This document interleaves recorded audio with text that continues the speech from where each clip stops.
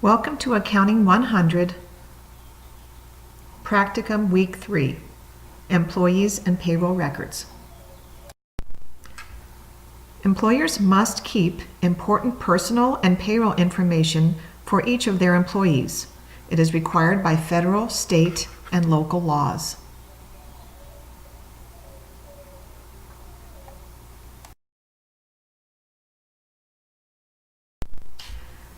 These are important key terms that you should be familiar with.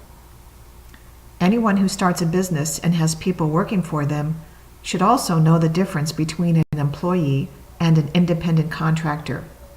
Guidance can be found in the IRS publication 15A. If you determine that a worker is an independent contractor under IRS laws, you still must submit a Form 1099 to the IRS at the end of the year if the worker is paid $600 or more. Other payroll laws can be found in the Fair Labor Standards Act and the Current Tax Payment Act.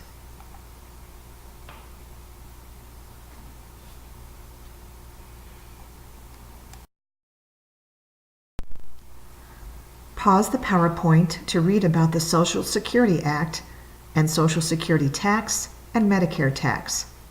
The business could incur steep penalties and fines if these are not calculated and remitted to government agencies properly.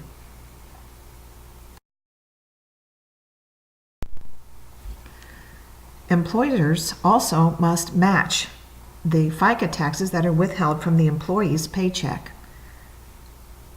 In addition to Social Security and Medicare, which are FICA taxes, some states also require state unemployment tax, and the federal government also requires federal unemployment tax to be paid on behalf of each employee. The unemployment taxes are paid by the employer only and not deducted from the employee's gross pay. States also require that employers carry a type of insurance for their employees in the event of injury or death on the job. These are called workers' compensation laws.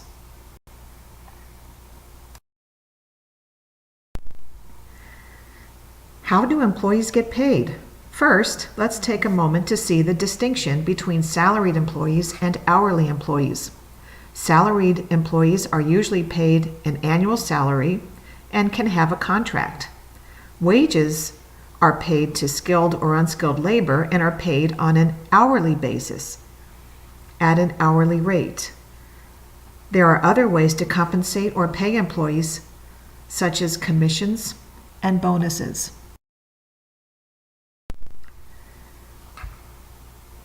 This slide and the next one describe how to calculate salaried employees' net pay.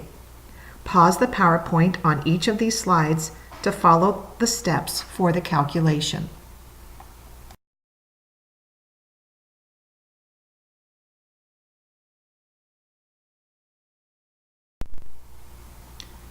This slide and the next one show the steps for calculating hourly employee paychecks.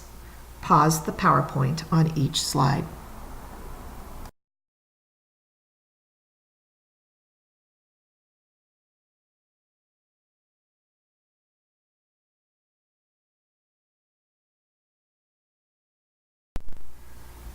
Employers need to be aware of all the requirements and regulations related to employee withholdings.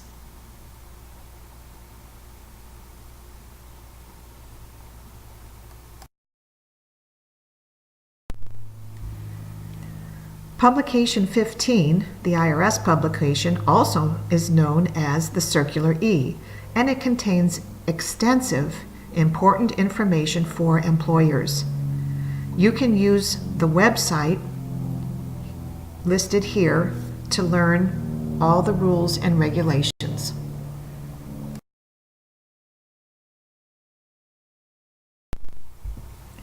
Once you know the proper way to calculate net pay, we can use an example as we have here and continuing our salary employee from the previous slides. Pause the PowerPoint to recalculate so you can understand how these withholdings are deducted from the gross wages of a salary to arrive at net pay.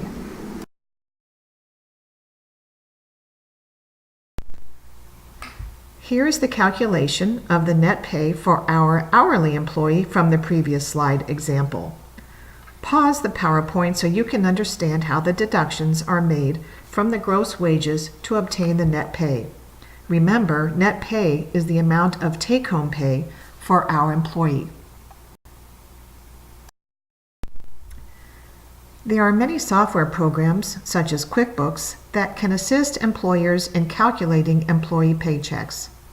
When payroll data is input to the program, the paycheck is automatically calculated, and you will see on the next slide that all of these individual paychecks can be summarized in a payroll register. It shows the detail for each of the employees, and then the summaries are the totals that the employer will use to track the data and remit taxes to government agencies. Here is an example of payroll register detail.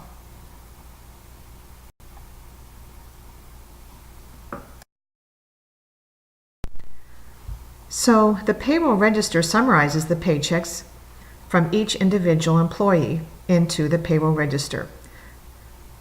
Some software programs, like QuickBooks, are integrated with the payroll module and the financial data. So payroll is automatically posted into the financial record, so there is no need for the accountant to record a separate entry.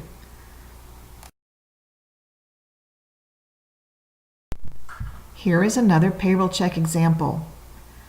Take a few moments to practice calculating the net pay for our employee, Wilbur Wildcat. You should pause the PowerPoint here and take the gross pay, subtract the deductions, and come up with the net pay for Wilbur. The next slide will have the solution.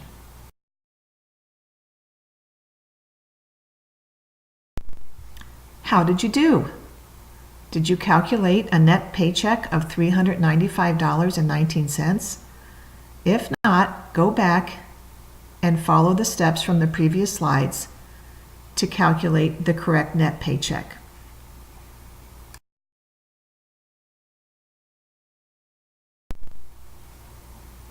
Here is the journal entry our company will use to record payroll for our employee, Wilbur Wildcat. In next week's practicum module for week 4, we will learn about employer taxes, how they are calculated, and the reports needed to be submitted by the employer to the government agencies.